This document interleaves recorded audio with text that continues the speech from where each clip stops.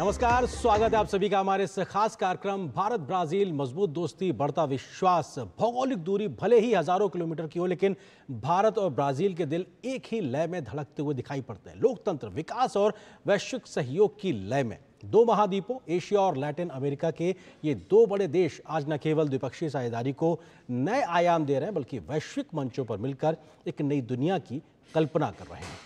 बिल्कुल, चाहे बात हो संयुक्त राष्ट्र के मंच की या फिर सुरक्षा परिषद सुधार की बात हो, चाहे WTO में विकासशील देशों के अधिकारों की पैरवी या फिर ब्रिक्स और G20 में साझा नेतृत्व का उदाहरण, भारत और ब्राजील की साझेदारी हर स्तर पर दिखाई देती है। ऊर्जा से लेकर पर्यावरण तक, कृषि से लेकर अंतरिक्ष तक, हर क्षेत्र में टेक्नोलॉजी, व्यापार और सांस्कृतिक संबंधों की मजबूत डोर इन दो देशों को जोड़ती है। आज भारत और ब्राजील साथ मिलकर वैश्विक बदलावों की अगुवाई कर रहे हैं। ये साझेदारी केवल सरकारों के बीच नहीं है, ये दो महान सभ्यताओं, दो युवा आबादी वाले राष्ट्रों और दो समान सोच रखने वाले लोकतंत्रों के बीच है। बिल्कुल, और भारत ब्राजील संबंधों की कहानी सिर्फ सहयोग की नहीं बल्कि वैश्विक नेतृत्व की भी है, जो आने वाले वर्षों में दुनिया की दिशा तय कर सकती है। क्योंकि ग्लोबल साउथ की आवाज को मुखरता देना, इस काम में भारत और ब्राजील बहुत प्रमुखता से काम कर रहे हैं और तमाम विकसित देशों के साथ में ग्लोबल साउथ के कंसर्न्स को रखने का जो काम भारत ब्राजील कर रहे हैं, उस लिहाज से मौजूदा वक्त में प्रधानमंत्री मोदी की ब्राजील की राजधानी ब्रासिलिया की यात्रा बेहद अहम होने वाली है। बिल्कुल, एक बार फिर आप सभी का बहुत बहुत स्वागत। नमस्कार, मैं हूं जया सिन्हा और मेरे साथ हैं आरेंद्र। बिल्कुल, और अगले कई घंटों तक लगातार हम प्रधानमंत्री के दौरे से जुड़ी हुई तमाम खबरें आप तक पहुंचाते रहेंगे। बात करते हैं प्रधानमंत्री के 5 देशों के दौरे की। तो 5 देशों के दौरे पर प्रधानमंत्री चौथे चरण में ब्राजील की राजधानी ब्रासिलिया पहुंच चुके हैं। आज प्रधानमंत्री नरेंद्र मोदी और ब्राजील के राष्ट्रपति लूला डे सिल्वा के बीच द्विपक्षीय मुलाकात होगी, तो दोनों देशों के बीच कई अहम समझौते होने की भी संभावना है।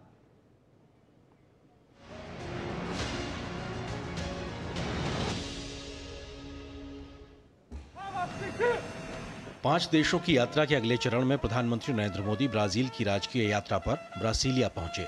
पिछले 57 वर्षों में किसी भारतीय प्रधानमंत्री की ब्राजील की यह पहली राजकीय यात्रा है। एयरपोर्ट पर प्रधानमंत्री मोदी का गर्मजोशी से स्वागत किया गया। पीएम मोदी के स्वागत में पारंपरिक ब्राजीलियाई नृत्य पेश किया गया।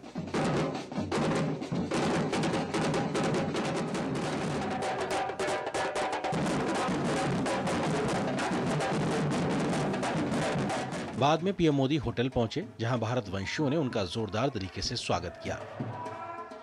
प्रधानमंत्री आचार्य जोनास मसेट्टी और उनके साथियों ने शिव तांडव स्रोत का पाठ किया।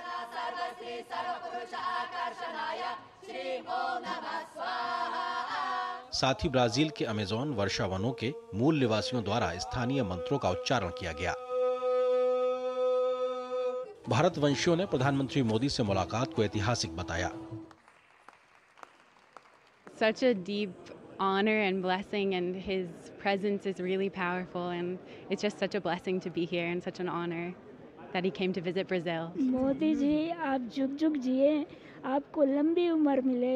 भारत की जो इमेज थी कि गरीब है, पिछड़ा हुआ है, आपने पुनः उसको महान बना दिया है। अच्छा लगा मोदी जी आए, एक वाइब्स होमली फील हुआ इंडियन टाइप की। मोदी जी को सामने से देखकर मतलब ये तो मतलब एक तमन्ना पूरी हो गई है, उनको इतना पास से देख के और उनके दर्शन करके बहुत ही बढ़िया लग रहा है। ब्राजील दौरे में पीएम मोदी ब्राजील के राष्ट्रपति लूला दा सिल्वा के साथ द्विपक्षीय वार्ता करेंगे। दोनों नेता व्यापार, रक्षा, ऊर्जा, अंतरिक्ष, प्रौद्योगिकी, कृषि, स्वास्थ्य और लोगों के बीच आपसी संबंध सहित आपसी हितों के क्षेत्रों में दोनों देशों के बीच रणनीतिक साझेदारी को व्यापक बनाने पर द्विपक्षीय चर्चा करेंगे।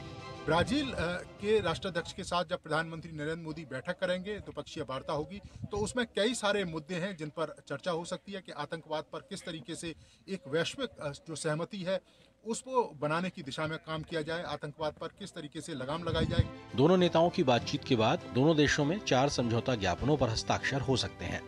After the talks, we are hoping to sign 4 agreements or /MOUs between the two countries. Namely on renewable energy, counterterrorism, agricultural research cooperation between ICAR, which is Indian Council for Agricultural Research, and Embrapa of Brazil, and also exchange and mutual protection of confidential information. 5 देशों की यात्रा पर रवाना होने से पहले PM Modi ने अपने बयान में कहा था, मैं द्विपक्षीय राजकीय यात्रा के लिए ब्राजीलिया की यात्रा करूंगा, जो लगभग 6 दशकों में किसी भारतीय प्रधानमंत्री की पहली यात्रा होगी। ये यात्रा ब्राजील के साथ हमारी घनिष्ठ साझेदारी को मजबूत करने और मेरे मित्र राष्ट्रपति महामहिम लुइस इनालिसा लूला डा सिल्वा के साथ ग्लोबल साउथ की प्राथमिकताओं को आगे बढ़ाने पर काम करने का अवसर प्रदान करेगी। भारत और ब्राजील के बीच बहुत करीबी और बहुआयामी संबंध हैं, जिन्हें 2006 में रणनीतिक साझेदारी में बदल दिया गया। दोनों देश ब्रिक्स, IBSA, G20, G4, अंतर्राष्ट्रीय सौर गठबंधन, वैश्विक जैव ईंधन गठबंधन, आपदा प्रतिरोधक अवसंरचना गठबंधन के साथ संयुक्त राष्ट्र विश्व व्यापार संगठन, यूनेस्को और WIPO जैसे बड़े बहुपक्षीय निकायों में भी सहयोगी हैं। प्रधानमंत्री का ये दौरा भारत और ब्राजील के बीच आपसी सहयोग और संबंधों को एक नई दिशा देने के तौर पर देखा जा सकता है। प्रधानमंत्री नरेंद्र मोदी इससे पहले 3 बार ब्राजील का दौरा कर चुके हैं, लेकिन ये पहली बार है जब प्रधानमंत्री मोदी ब्राजील की राजकीय यात्रा कर रहे हैं। ब्राजीलिया से नीरज सिंह के साथ ब्यूरो रिपोर्ट, DD न्यूज। तो आपने देखा किस तरह से भारत ब्राजील लगातार जो प्रगति हो रही है उनके संबंधों में वो अभूतपूर्व है और इस प्रधानमंत्री की इस यात्रा को लेकर काफी ज्यादा उम्मीदें हैं। तो आइए समझने की कोशिश करते हैं भारत ब्राजील संबंधों को। तो पीएम मोदी की ये चौथी ब्राजील यात्रा है। जैसे कि हम जान रहे हैं, ये यात्रा भारत और ब्राजील के बीच गहराते रणनीतिक संबंधों का एक अहम पड़ाव के रूप में इस वक्त सामने आ रही है और 6 दशकों में किसी भारतीय पीएम की ये पहली राजकीय यात्रा है। पीएम मोदी 2014, 2019 और 2024 में उन्होंने ब्राजील का दौरा किया और ये जो तमाम यात्राएं थी ये ब्रिक्स सम्मेलनों के संदर्भ में हुई और हर बार इन यात्राओं ने न केवल बहुपक्षीय मंचों पर भारत की भूमिका को सशक्त किया बल्कि द्विपक्षीय संबंधों को भी नई दिशा दी है।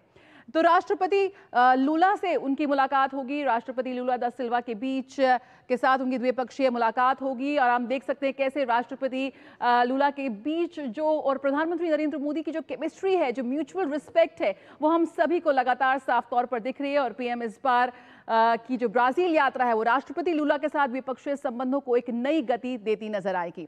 व्यापार, रक्षा, ऊर्जा, तमाम ऐसे क्षेत्र हैं जहां पर इस वक्त हम मजबूत साझेदारी की उम्मीद करें। 2006 में रणनीतिक साझेदार के रूप में दोनों देश सामने आए थे और भारत और ब्राजील के बीच मजबूत और गतिशील व्यापार संबंध हैं इस वक्त, जिनको और बढ़ाने की यहां पर उम्मीद की जा रही है। और भारत ब्राजील सहयोग की अगर हम बात करें तो विभिन्न क्षेत्रों में इस वक्त हम बहुत शानदार सहयोग देख रहे हैं। दोनों देशों के बीच 2003 में रक्षा सहयोग समझौता हुआ था जिसे 2006 में मंजूरी मिली। इसके तहत संयुक्त रक्षा समिति JDC की स्थापना हुई और अब तक दोनों देशों के बीच करीब 7 JDC बैठकें हो चुकी हैं। अंतरिक्ष एक बेहद महत्वपूर्ण क्षेत्र, भारत और ब्राजील के बीच 2004 में अंतरिक्ष सहयोग के लिए रूपरेखा समझौते पर हस्ताक्षर हुए। भारत ने 2021 में ब्राजील के पहले पूरी तरह स्वदेशी उपग्रह अमेज़ेनिया 1 को लॉन्च किया था और इसरो और ब्राजील की अंतरिक्ष एजेंसी के बीच नियमित तकनीकी संवाद जारी है। स्वास्थ्य एक बेहद महत्वपूर्ण, स्वास्थ्य के क्षेत्र में 2020 में सहयोग के लिए समझौता हुआ। दोनों देशों ने संयुक्त कार्य समूह बनाया और योग और आयुर्वेद को ब्राजील की राष्ट्रीय स्वास्थ्य नीति में भी शामिल किया गया है। ब्राजीलियन एसोसिएशन ऑफ आयुर्वेद देश के 9 राज्यों में सक्रिय है। तेल, गैस, जैव ईंधन, डिजिटल प्रौद्योगिकी, भारत और ब्राजील के अपस्ट्रीम ऊर्जा क्षेत्र में बात करें तो $3.5 बिलियन से ज्यादा का निवेश है। ब्राजील और भारत का सबसे बड़ा जैव ईंधन सहयोगी भी बन चुका है। अगर हम बात करें तकनीकी सहयोग और छात्रवृत्ति की तो G20 शिखर सम्मेलन में शुरू हुए ग्लोबल बायोफ्यूल अलायंस का वह सह संस्थापक है और भारत को राष्ट्रीय जैव ईंधन नीति और ब्राजील की रेनोवा बायो नीति एक दूसरे की पूरक है। डिजिटल प्रौद्योगिकी, भारत ने ब्राजील के डिजिटल पब्लिक इंफ्रास्ट्रक्चर की बात करें तो भारत के digital public infrastructure 5G, 6G network, data सुरक्षा, AI, क्वांटम टेक्नोलॉजी और सुपर कंप्यूटिंग में गहरी रुचि दिखाई है ब्राजील ने। और नीति आयोग, CDAC और स्पिरिट के साथ ब्राजील के उच्च स्तरीय प्रतिनिधिमंडल ने भी विचार विमर्श किया है। तकनीकी सहयोग और छात्रवृत्ति की दिशा में भी अहम सहयोग हम यहाँ देख रहे हैं। ब्राजील भारत के ITEC कार्यक्रम, ICCR छात्रवृत्ति और IU स्कॉलरशिप का लाभ उठाने वाले अग्रणी देशों में है। अब तक 100 से ज्यादा ब्राजीली छात्र भारत में प्रबंधन, संचार, रक्षा और चिकित्सा जैसे क्षेत्रों में प्रशिक्षण ले चुके हैं। ये सहयोग न केवल ज्ञान विनिमय को बढ़ावा दे रहा है बल्कि पीपल टू पीपल कनेक्ट को भी गहरा कर रहा है। तो यकीनन यहाँ पे संभावनाएं बहुत है और उम्मीद बहुत ज्यादा है प्रधानमंत्री नरेंद्र मोदी की इस यात्रा को लेकर। आइए वापस चलते हैं आर्यन के पास।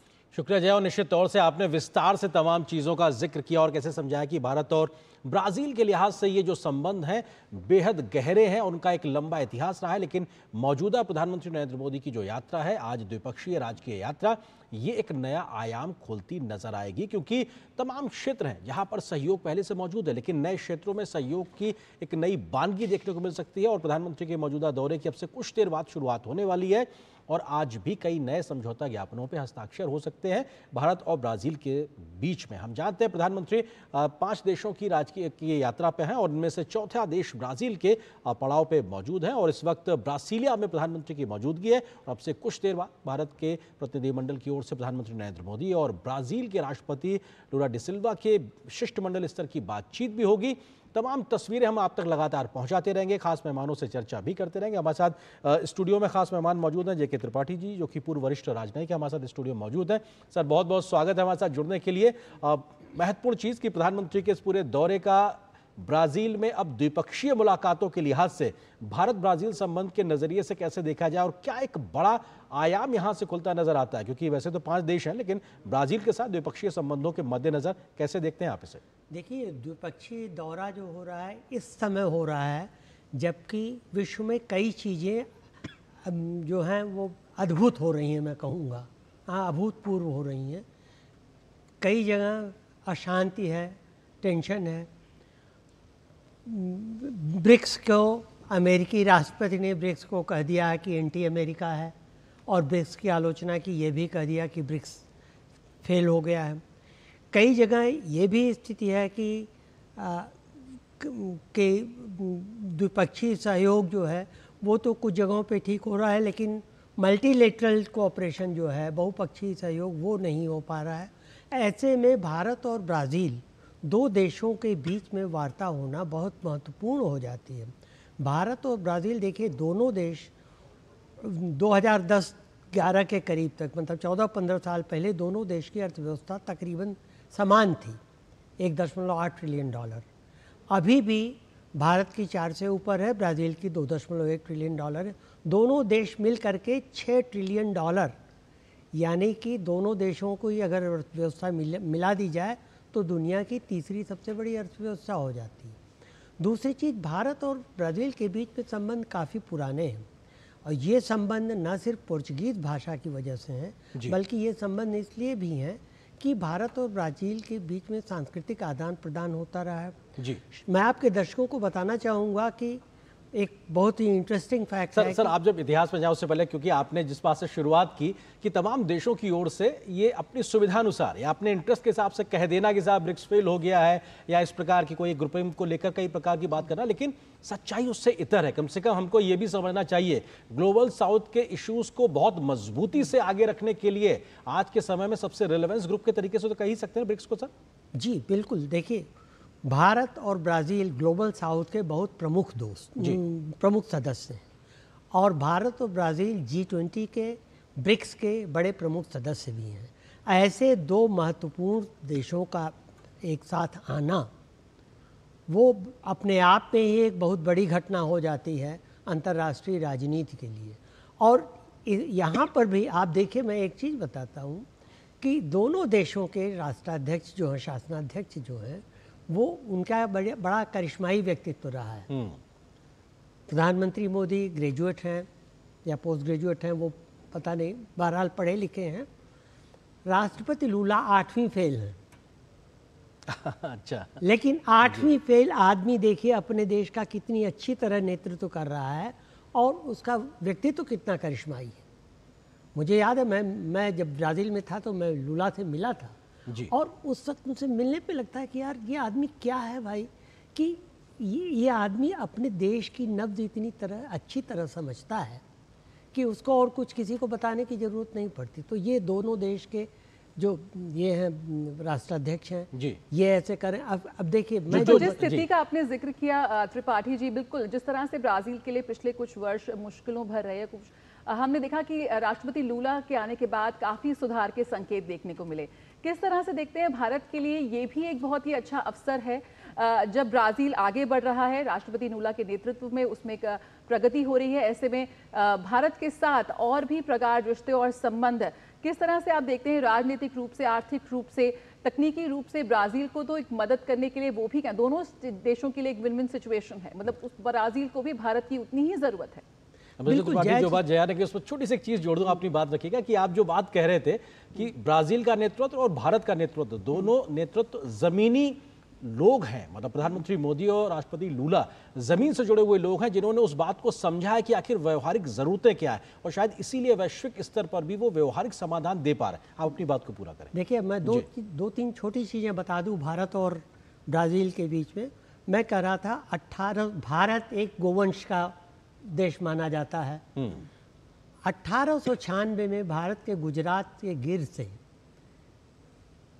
6000 गायें और बैल ब्राज़ील को एक्सपोर्ट किए गए, ब्राज़ील सरकार के अनुरोध पर, और उसमें से पहुँचे वहाँ कुछ 100 ही पहुँचे, क्योंकि कई महीनों की यात्रा के बाद बचे ही रहे उतने, और उन्हीं से प्रयोग करके ब्राज़ील ने ये स्थिति पैदा कर दी कि आज ब्राज़ील दुनिया का सबसे बड़ा डेयरी उत्पादक देश है, सबसे बड़ा गोवंश उत्पादक देश है, और अब ब्राज़ील वहाँ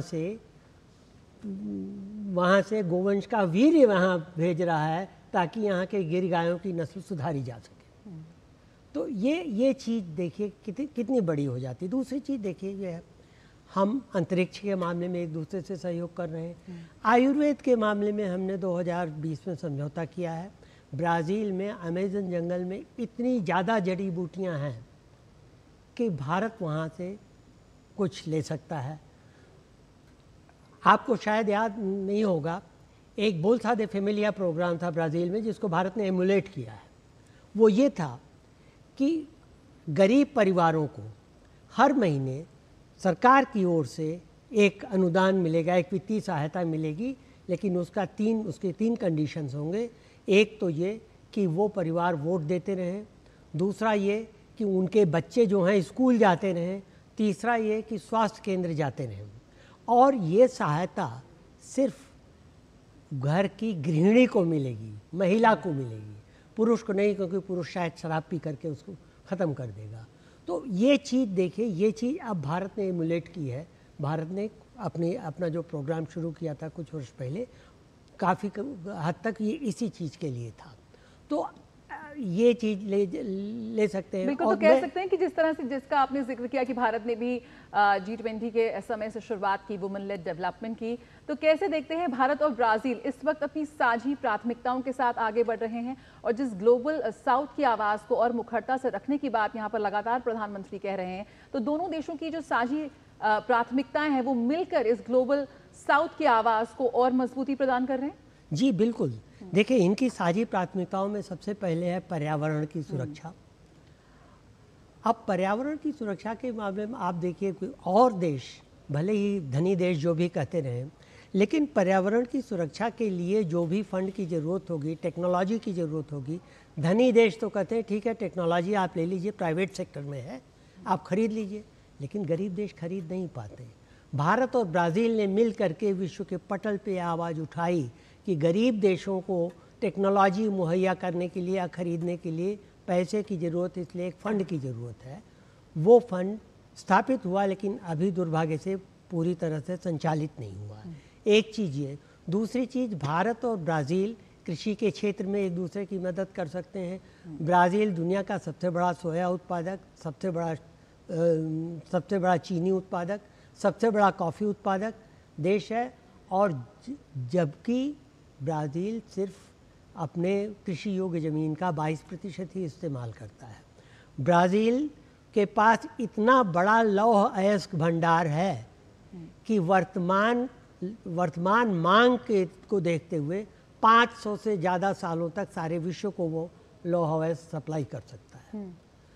उनके पास इतनी लकड़ी है, इतने और खनिज हैं कि उसका फ़ायदा हम भारत में उठा सकते हैं, और उठा रहे हैं। वहाँ की सबसे बड़ी आयरन कंपनी वाले जो है उसने यहाँ भारत में निवेश किया हुआ है। बिल्कुल, आपने विभिन्न क्षेत्रों की जब बात की तो आपने शुरुआत की रक्षा सहयोग की। रक्षा क्षेत्र में दोनों देशों के बीच इस वक्त अपार संभावनाएं हैं। किस तरह से देखते हैं कि दोनों देशों में अगर हम रक्षा सहयोग को बढ़ाते हैं, जिसकी उम्मीद की जा रही है, ग्लोबल साउथ के लिए तो ये अहम है ही, लेकिन जो तेजी से बदलता जियोपॉलिटिक्स है इस वक्त, उसमें भी भारत की जो भूमिका है उसके लिए भी अहम होगा ये? जी बिल्कुल अहम होगा। देखिए, रक्षा उत्पादन और रक्षा क्षेत्र में सहयोग जो है भारत और ब्राज़ील का बहुत आगे तक जा सकता है, क्योंकि ब्राज़ील में ज़मीन काफ़ी है, वहाँ पर आप रक्षा उपकरण की फैक्ट्रीज लगा सकते हैं। भारत वहाँ निवेश कर सकता है, ब्राज़ील को रक्षा उत्पादन में मदद कर सकता है, और इससे भारत और ब्राज़ील दोनों की अर्थव्यवस्था बढ़ेगी। और सबसे बड़ी बात ये कि इससे और देशों में जी साउथ के देशों में, ग्लोबल साउथ के देशों में धनी विकसित देशों पर निर्भरता कम होगी। ये बहुत बड़ी चीज़ है। फूड सिक्योरिटी के मामले में भारत और ब्राज़ील एक साथ आ सकते हैं। आयुर्वेद के मामले में आपको रुकना चाहेंगे, सीधे तस्वीरें इस वक्त हमको ब्रासीलिया से मिल रही हैं। हम सीधे ब्राज़ील की राजधानी का रुख करते हैं और प्रधानमंत्री नरेंद्र मोदी आपका एक तरीके से औपचारिक स्वागत होने वाला है और प्रधानमंत्री मोदी पहुंच रहे हैं। और ये सीधी तस्वीरें इस वक्त हम ब्रासीलिया से देख रहे हैं। दोनों ही देशों के जो राष्ट्र ध्वज हैं वो नज़र आ रहे हैं और प्रधानमंत्री का भव्य स्वागत यहाँ पर सीधी तस्वीरें आपको दिखाई पड़ रही हैं।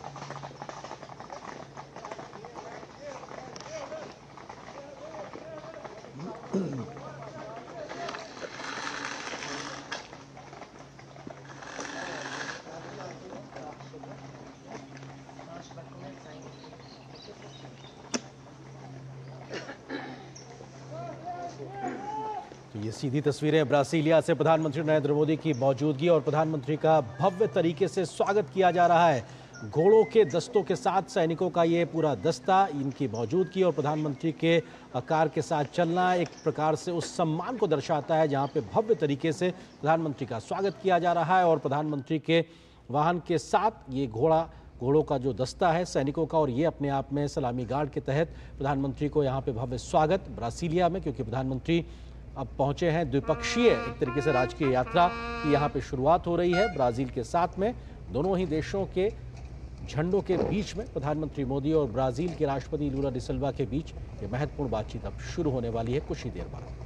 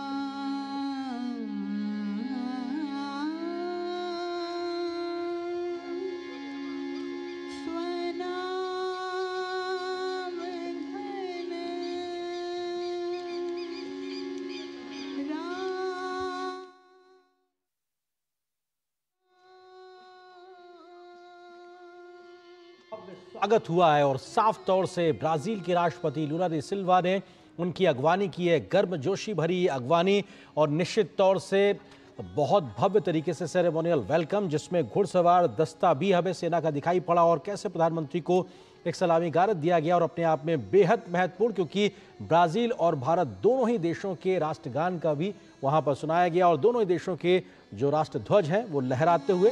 और ये तस्वीरें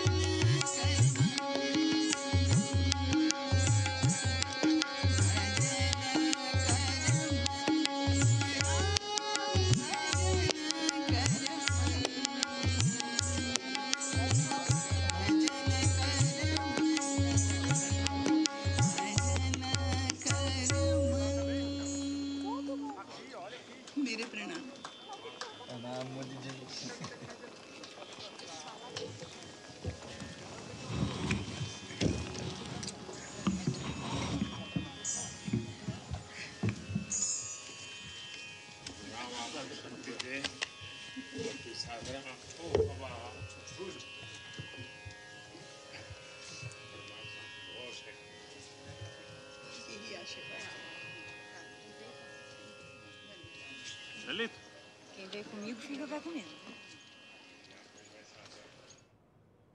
तो ये सीधी तस्वीरें हैं। बिल्कुल जी प्लीज। बिल्कुल बेहद सुंदर तस्वीरें जिसमें भारतीय संस्कृति, भारतीय शास्त्रीय गीत की गूंज यहाँ पर सुनाई दे रही है। ब्राज़ील की राजधानी ब्राज़ीलिया में प्रधानमंत्री का रस्मी स्वागत किया गया, सेरेमोनियल वेलकम किया गया, घुड़सवार के साथ उन्हें सलामी दी गई और उसके बाद भारतीय शास्त्रीय संगीत यानी भजन की सुरों के साथ उनका यहाँ पर स्वागत किया। और बेहद खूबसूरत दृश्य जहाँ पर पैर छूते हुए नजर आए जो आपके तबला वादक थे।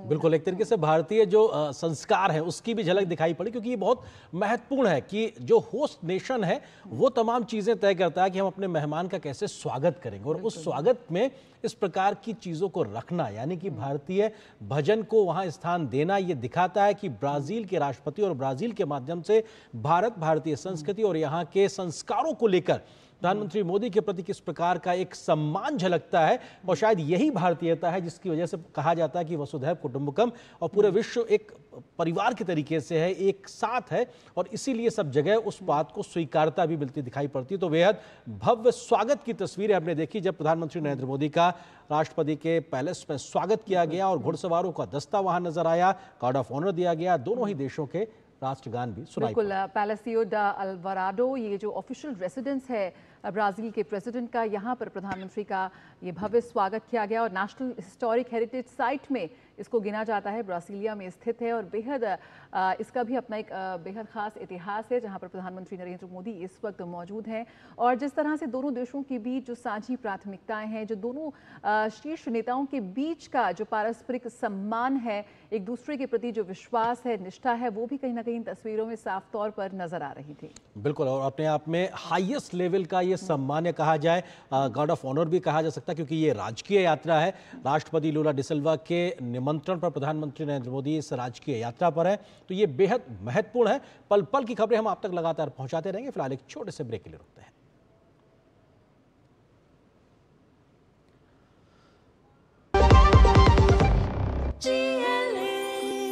जो लक्ष्य चुना था समझ आने लगा है। GLA यूनिवर्सिटी, उच्च लक्ष्य की निश्चित प्राप्ति। मेरी पसंद, मेरी पसंद, मेरी पसंद, मेरी पसंद, हमारी पसंद, हम सबकी पसंद। मजबूत देश का मजबूत सरिया हो गया स्टील।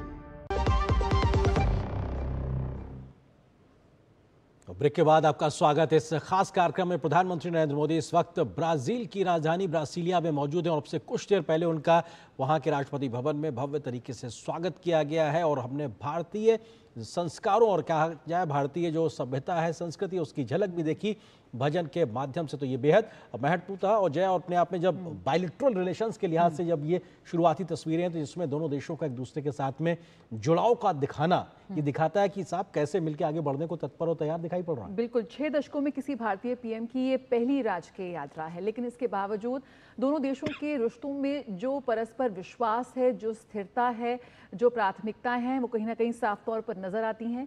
आज ये दोनों देश मिलकर ग्लोबल साउथ की आवाज को मजबूती प्रदान कर रहे हैं, महत्वपूर्ण वैश्विक मुद्दों पर साझा प्राथमिकताओं को साथ लेकर आगे बढ़ रहे हैं, एक दूसरे के लिए इस वक्त वैश्विक मंचों पर खड़े नजर आ रहे हैं। यकीनन इस यात्रा को प्रधानमंत्री नरेंद्र मोदी का वहां जाना दोनों देशों के रिश्तों का एक अहम पड़ाव माना जा रहा है। विभिन्न, आइए आपको एक बार फिर दिखाते हैं किस तरह से प्रधानमंत्री का रस्मी स्वागत किया गया।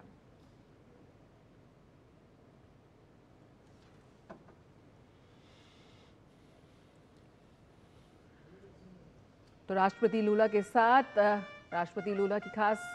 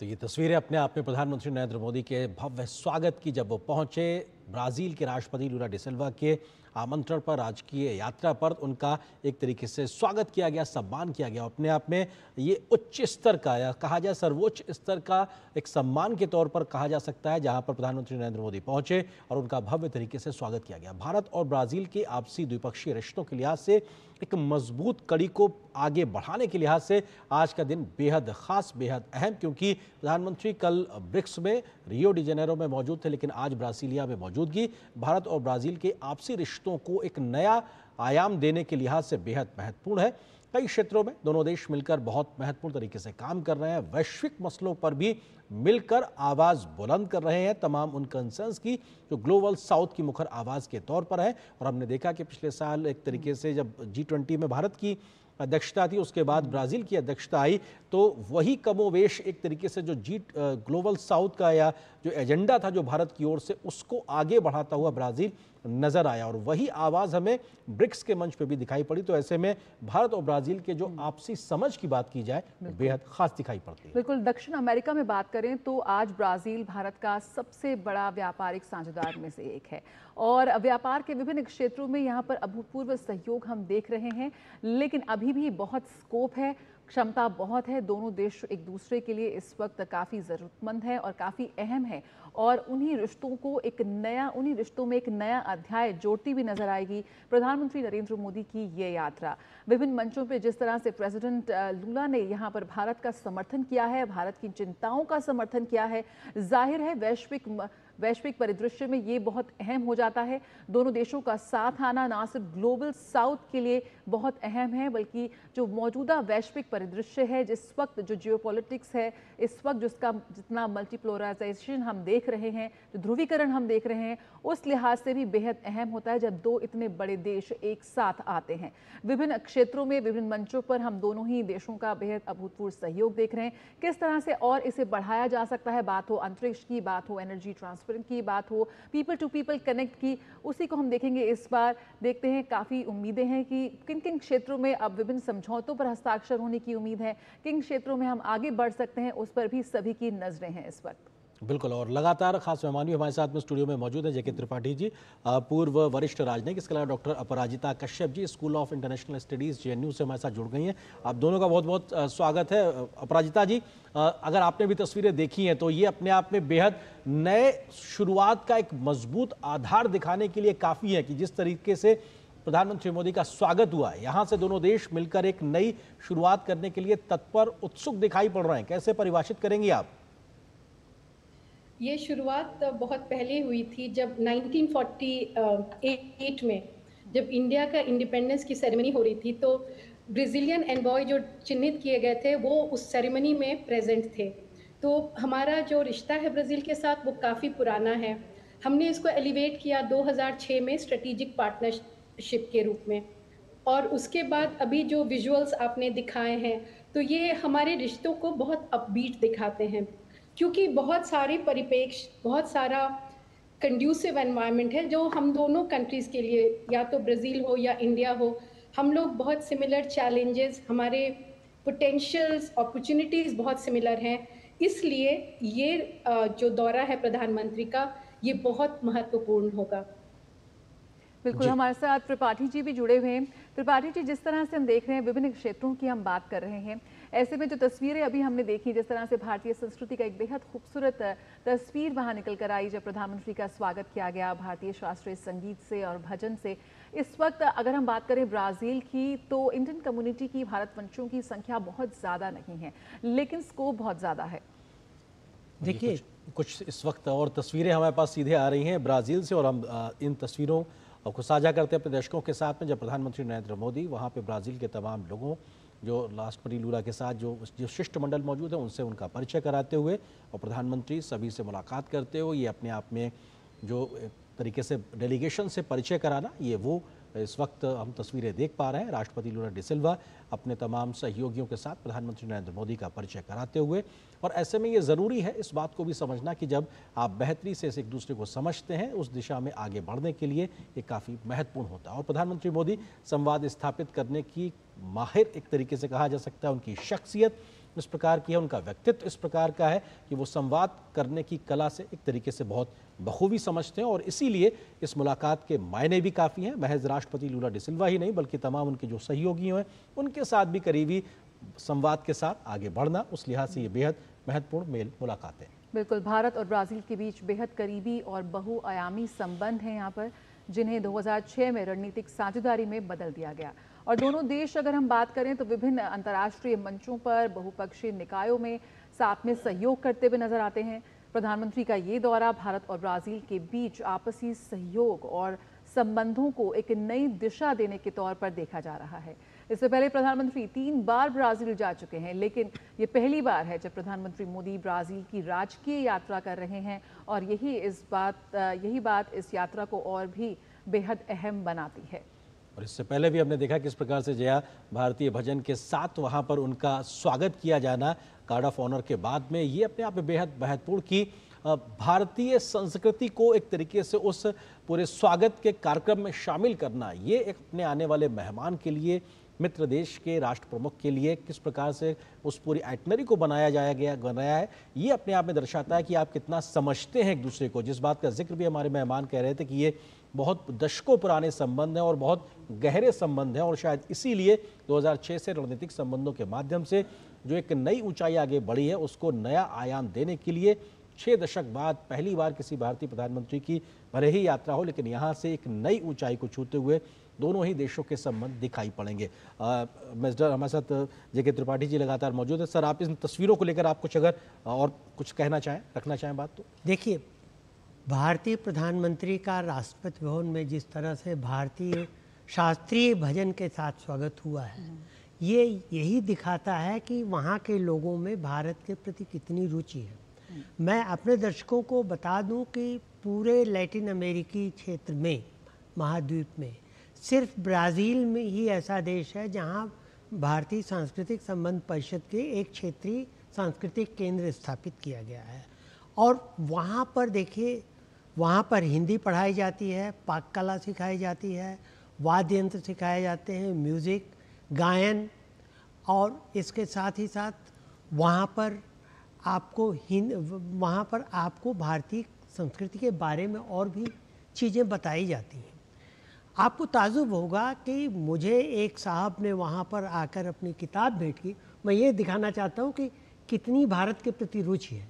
उन्होंने एक किताब भेंट की जिसका शीर्षक था भगवत गीता में आस्था का संकल्प।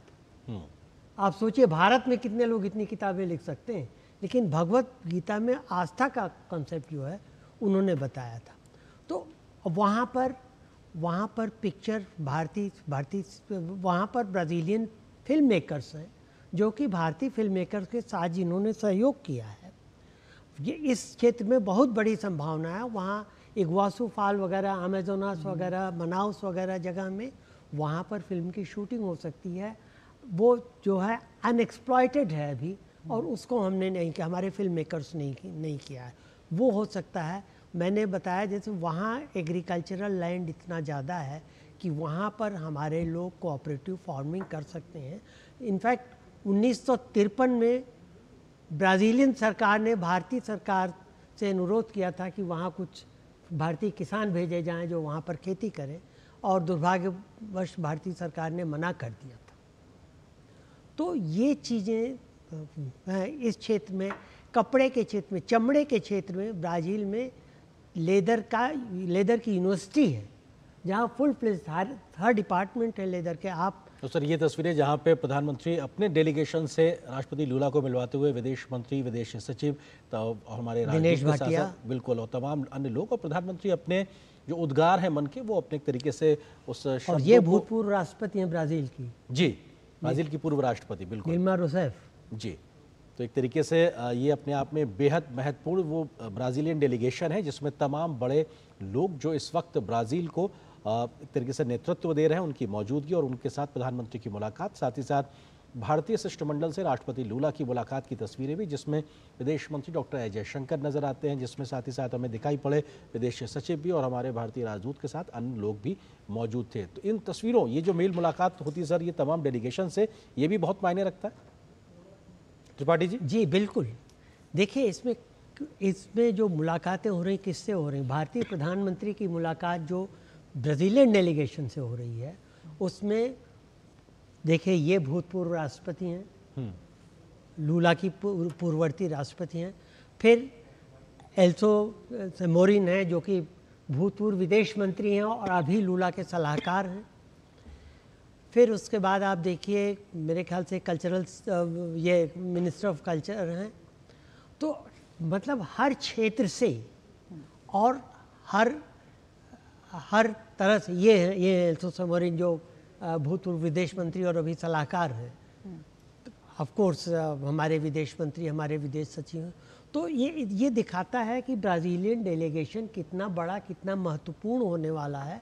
और चूंकि ये डेलीगेशन इतना महत्वपूर्ण होगा, इसलिए डेलीगेशन में होने वाली वार्ता जो है और उस पर जो सहमति होगी वो काफ़ी महत्वपूर्ण हो जाएगी। प्रधानमंत्री नरेंद्र मोदी की ये पहली राजकीय यात्रा है, लेकिन समय समय पर हम देख रहे हैं कि उच्च स्तरीय यात्राओं का आदान प्रदान होता रहा। दोनों देश विभिन्न स्तरों पर एक दूसरे से बातचीत करते रहे, संबंधों में निरंतर प्रगति होती रही। लेकिन इस बार जब प्रधानमंत्री नरेंद्र मोदी पहुंचे हैं, तो आपको लगता है कि किस तरह से और ज़्यादा जो हम दोनों देशों की में जो संबंधों को और बढ़ाने में जो अभी भी स्कोप है, जो क्षमता की बात करते हैं, दोनों देशों में अभी भी बहुत क्षमता है अपने व्यापार को बढ़ाने की, विभिन्न क्षेत्रों में और संबंधों को मजबूत करने की, मौजूदा वैश्विक चिंताओं को देखते हुए उनको कितनी गति मिलती हुई नजर आएगी?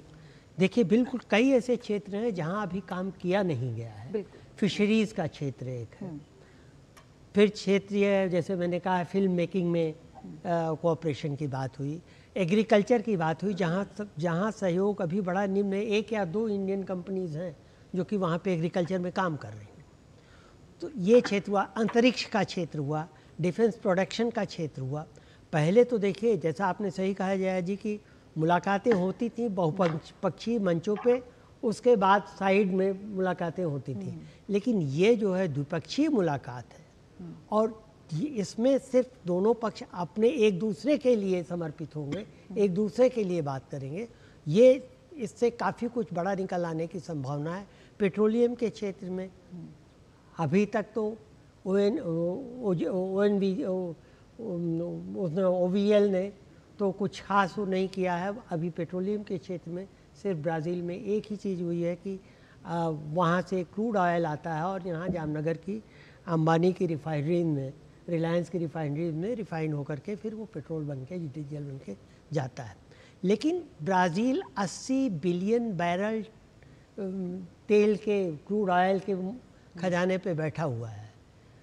ब्राज़ील के लिए ये सबसे बड़ी चीज़ होगी और भारत के लिए कि भारत ब्राज़ील से इस क्षेत्र में ऐसे समझौते करे कि गवर्नमेंट टू गवर्नमेंट, सरकार से सरकार के बीच में तेल का आदान प्रदान निर्बाध रूप से होता रहे, ताकि हमारे लिए सप्लाई चेन कहीं ख़त्म न होने पाए। तो ये चीज़ है। कपड़ा, चमड़ा, आपको बताऊँ मार्को पोलो जो बसें होती हैं वो भारत की हैं, वो ब्राज़ील की हैं जो भारत में मार्को पोलो ने निवेश किया है। एम्ब्रायर प्लेन जो 5 प्लेन अभी भारत सरकार के पास हैं, वो वहाँ बनते हैं। कई चीज़ें ऐसी हैं जिसके क्षेत्र में हम यहाँ पर बिल्कुल, तो यहाँ पर भारत और ब्राज़ील के बीच व्यापक संबंध है और बातचीत के हर महत्वपूर्ण पहलू को इसमें शामिल भी किया गया है और उन्हीं में हम और भी अब उम्मीद देख सकते हैं। डॉक्टर अपराजिता भी हमारे साथ जुड़ी हुई है, उनसे भी हम आगे एक सवाल लेंगे, पर रुकेंगे एक छोटे से ब्रेक के लिए। जल्द हाजिर होते हैं, आप बने रहिए हमारी इस खास कवरेज के साथ। इसमें आपने इस साल का जो प्रॉफिट है इंटरेस्ट पे डाल देंगे, हर महीने ब्याज का पैसा आता रहेगा। अगर रेगुलर इनकम ही चाहिए तो आप वो पैसे फिक्स्ड इनकम फंड्स में डाल दो। वो क्या होता है? फिक्स्ड इनकम म्यूचुअल फंड्स चुने हुए ब्याज देने वाली कंपनी बॉन्ड्स, गवर्नमेंट बॉन्ड्स और मनी मार्केट में इन्वेस्ट करते हैं। सिस्टमैटिक विथड्रॉल प्लान से आपको on the dot fixed amount भी आता रहेगा। म्यूचुअल फंड में फिक्स्ड इनकम वाली बात सही है। म्यूचुअल फंड निवेश बाजार जोखिमों के अधीन है। योजना से जुड़े सभी दस्तावेजों को ध्यान से पढ़ें। देखो इधर, ये छतरी भी है। एक मिनट क्या हुआ? अभी से इतना खर्चा करोगे तो मेरी पढ़ाई का क्या करोगे? आप बिल्कुल टेंशन मत लो, आपके पापा ने प्लानिंग कर रखी है। अच्छा? उन्होंने पहले ही लाइफ इंश्योरेंस का चाइल्ड प्लान सोच रखा है इसके लिए। बढ़िया है। आप आइए बैठिए, लेके चलते हैं इसमें। क्या? सपनों को रखो सुरक्षित चाइल्ड प्लान के साथ। सबसे पहले लाइफ इंश्योरेंस। जब धरती चीर कर निकलता है लोहे का पत्थर और मिलता है मोंगिया के जोश से, फिर तपता है, पिघलता है और बनता है फौलाद। अब होता है सरिया सारी खूबियों के साथ। मोंगिया स्टील, मजबूत देश का मजबूत सरिया। कैंट गोल्ड से पानी होता है ज्यादा प्योर। बैक्टीरिया के अलावा हानिकारक सिस्ट भी निकलती है। बिना बिजली से चलने वाला वाटर प्योरीफायर जो पानी को शुद्ध करे और बीमारियों से बचाए। अब हर परिवार होगा स्वस्थ कैंट से। जो लक्ष्य चुना था समझ आने लगा है। GLA यूनिवर्सिटी, उच्च लक्ष्य की निश्चित प्राप्ति। शादी का किचन महके जहाँ, गोल्डी किचन किंग मसाले हो वहाँ। गोल्डी लाई है फ्रेश लॉक टेक्नोलॉजी जो रखे मसालों को हर समय fresh. Delivery boy has picked your order. अरे भाई पता है भूख लगी है। 30 मिनट का मैसेज नोटिफिकेशन आया था ना। मैसेज के सारे थोड़ी बैठ सकते हैं। कल आपने कुछ शेयर्स बेचे थे ना? हाँ, तो चेक किया? मैसेज आया तो था। सिर्फ मैसेज काफी नहीं है। आप शेयर मार्केट में कोई भी ट्रांजैक्शन करते हैं ना, तो स्टॉक एक्सचेंज से आए SMS या ईमेल को अपने डीमैट अकाउंट और बैंक स्टेटमेंट के साथ भी टैली कीजिए। बेटा भूख में ना दिमाग बंद हो जाता है। सोच कर समझ कर इन्वेस्ट कर। हमारे इस खास कार्यक्रम में प्रधानमंत्री नरेंद्र मोदी की ब्राजील दौरे से जुड़ी पल पल की खबर हम आप तक पहुंचा रहे हैं। खास मेहमान हमारे साथ जुड़े हुए हैं, उनसे हम चर्चा भी कर रहे हैं। डॉक्टर अपराजिता कश्यप जी, JK त्रिपाठी जी हमारे साथ दो खास मेहमान बने हुए हैं। डॉक्टर अपराजिता, भारत ब्राजील के संबंधों के लिहाज से अगर बात की जाए तो बहुत पोटेंशियल दिखाई पड़ता है। अगर सेक्टोरल वाइज बात की जाए तो भारत की ऊर्जा ज़रूरतों के लिए, एनर्जी सिक्योरिटी के लिहाज से कैसे इस दिशा में भारत और ब्राजील आगे बढ़ सकते हैं, थोड़ा विस्तार दीजिए इस बात को। ब्राज़ील के पास बहुत ही 2007 में मेजर ऑयल, ऑफशोर ऑयल का भंडार मिला था। और मुझे याद है उस समय प्रेसिडेंट लूला जब फर्स्ट टर्म में थे तो उन्होंने कहा था God must have been Brazilian. तो उनके पास एक तो oil, natural gas and oil की बहुत मेजर रिजर्व है। दूसरा वो एथेनॉल ब्लेंडिंग में बहुत अहम रोल रखते हैं और उसकी टेक्नोलॉजी हम उनसे सीख सकते हैं। भारत का टारगेट है 20% एथेनॉल ब्लेंडिंग की तरह, तो वो एक एरिया, बहुत पोटेंशियल एरिया ऑफ कोऑपरेशन होगा। दूसरी बात है कि हम नॉन ओपेक कंट्रीज़ की तरफ डाइवर्सिफाई करना चाहते हैं, जो हमारा ऑयल सोर्सिंग एरियाज़ है। तो अगर हम नॉन ओपेक कंट्री की तरफ देखें तो हमारे पास दो ऑप्शन बचते हैं, या तो ब्राज़ील या अफ्रीका के किसी देश से लें। तो ब्राज़ील बहुत सहज पार्टनर है हमारे लिए, बिकॉज दोनों कंट्री एक तो ग्लोबल साउथ अलायंस से हैं, दूसरा अगर आप वर्ल्ड मल्टीलैटरल फोरा देखें तो एटलीस्ट 3 मुझे याद पड़ता है, IBSA, ब्रिक्स, G20। इस तीनों में क्योंकि ये साथ साथ काम करते हैं, प्लस क्लाइमेट फोरा पे, वर्ल्ड क्लाइमेट फोरा पे इनका जो भी टेक है ऑन क्लाइमेट इश्यूज बहुत सिमिलर है। तो इस तरह से ये बहुत कंफर्टेबल एलाइज हैं एनर्जी सेक्टर में और एनर्जी डाइवर्सिफिकेशन के लिए इन टर्म्स ऑफ मार्केट और रिन्यूएबल्स।